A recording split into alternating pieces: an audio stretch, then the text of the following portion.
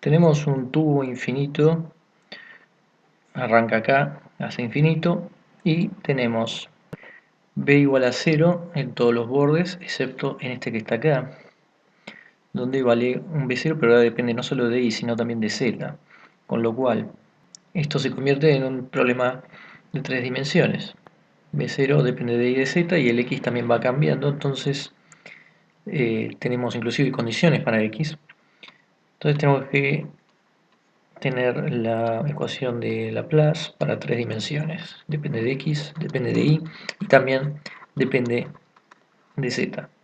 Utilizamos entonces el método de separación de variables, que en este caso vamos a tener un x que depende de x, un y que depende de y un z que depende de z, que al reemplazar en la ecuación de Laplace y dividiendo por b, nos va a quedar 1 sobre x, derivada segunda de x, en x más lo mismo para y,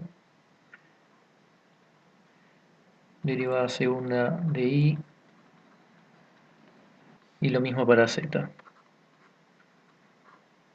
Z, derivada segunda de z en función de z. Esto igual a 0. Ya sabíamos entonces por el método de separación de variables que la única forma de que esto valga es que cada cosa valga una constante. Es decir, que esto sea igual a una constante C1, esto sea igual a una constante C2 y esto sea igual a una constante C3. De modo que C1 más C2 más C3, todo es igual a 0. Lo que hacíamos era asignarle signos. Esto puede ser un poco arbitrario. Probando distintas combinaciones uno puede ver que lo ideal es asignarle, por ejemplo, que C1 sea positivo, C2 y C3 negativos. Directamente entonces a C2 lo llamamos menos k cuadrado, a C3 menos l cuadrado, simplemente esto nos va a servir. Y llamar también a C1, que va a ser positivo k cuadrado más l cuadrado. Uno podría cambiar las combinaciones, pedir que otros sean negativos y otros positivos, de modo que esto dé 0 y ver si realmente queda lo más simple posible. Hay una arbitrariedad en elegir esto así, pero va a servir. Juntando entonces todo eso nos queda que, por un lado, para un término, la derivada segunda de x es igual a k cuadrado más l cuadrado por la función x. Para ahí vamos a tener lo mismo, pero en este caso, en vez de k cuadrado más l cuadrado, tenemos menos k cuadrado y. Luego tenemos para z también, derivada en z, igual a menos l cuadrado z. Sabíamos que cuando tomábamos positivos, las soluciones tenían una característica así con exponenciales, y cuando tomábamos negativos era de senos y cosenos. Tenemos para x justamente, tenemos la de los positivos, que es a e a la raíz de k cuadrado más l cuadrado x más e a la menos raíz de k cuadrado más l cuadrado x. Y ahí bueno, otra constante b. Eso para la solución de esta ecuación diferencial. Para ahí tenemos los senos y cosenos. Es c seno de ki más d coseno de ki. Y para z algo parecido. Tenemos el z que depende de z, que va a ser e por seno de lz más f por coseno de lz. Para determinar las constantes vamos a las condiciones de borde. Por ejemplo, b tiene que tender a 0 cuando x tiende a infinito. Cuando tendemos x a infinito, este término se hace 0 y esto tiene que ser igual a 0. Obliga a que este término sea igual a 0 y la constante que tenemos libre es a. Así que el 5 obliga a que a tenga que ser igual a 0. La condición de que b sea 0 cuando y es igual a 0 hace que este seno sea igual a 0 y entonces queda este término donde lo que vamos a hacer es que el d tenga que ser igual a 0 para que el b sea igual a 0 y esto de 0. La condición 3 nos dice que sea 0 cuando z es igual a 0. Eso obliga entonces cuando z sea igual a 0 lo mismo que acá, pero en vez de d ahora tenemos que f sea igual a 0, f igual a 0. La condición 2, que sea 0 cuando y es igual a a, esa condición nos dice que esto tiene que ser igual a 0 cuando c por seno de ka, todo esto tiene que ser igual a, estamos evaluando y en a, entonces como no queremos que todo valga 0, poniendo c igual a 0, necesitamos que k sea igual a npi sobre a. Una condición parecida es la que tenemos en 4, que es que b igual a 0 en z igual a b. Eso hace exactamente lo mismo. Obliga a que L sea igual a un M, llamemos mpi sobre b. L y K son enteros positivos. Si unimos todo esto, el b de x y z que nos va quedando es la constante de c que todavía quedó, e a la menos pi raíz de n sobre a al cuadrado más m sobre b al cuadrado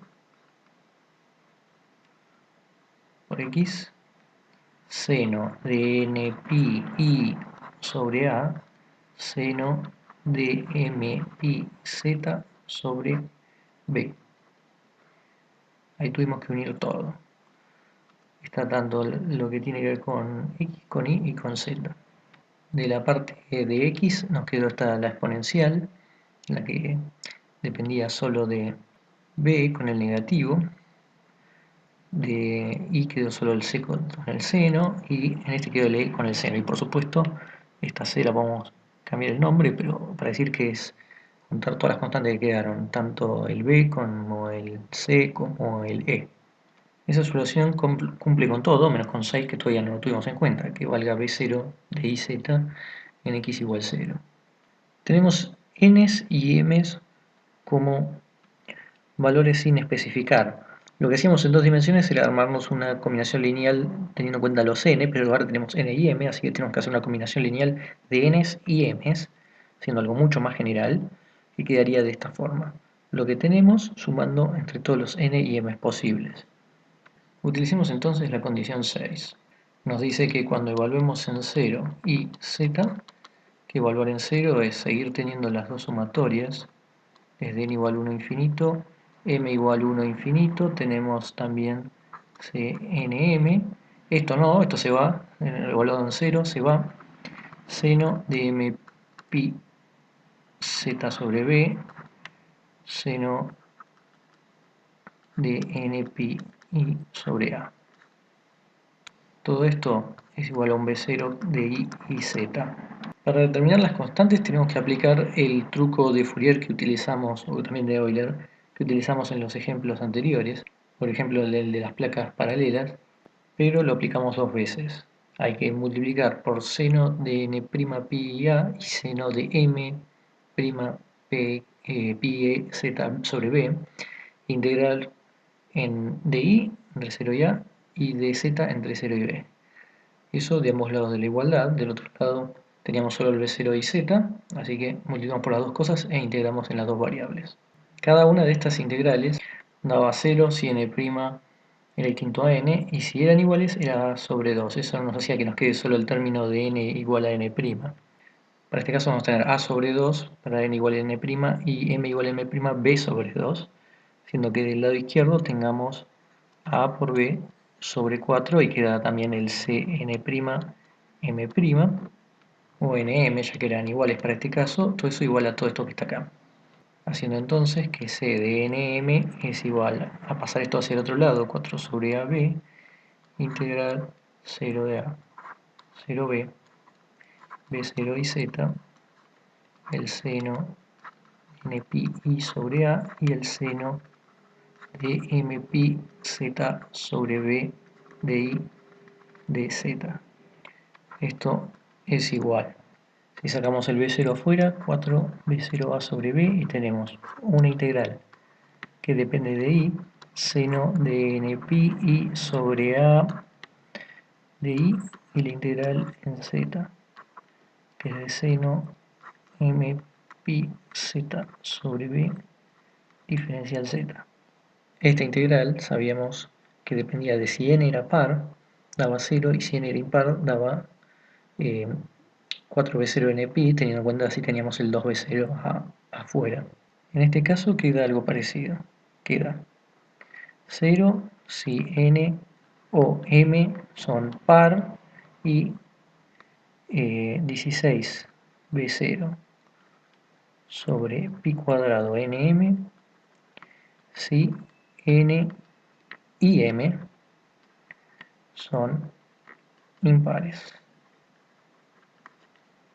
Es lo análogo entonces, pero que nos queda en 3 dimensiones. Con esto, teniendo en cuenta esto, podemos hacer entonces el bx y z generales teniendo el cnm ahora que ya lo tenemos. Bx y z va a ser igual.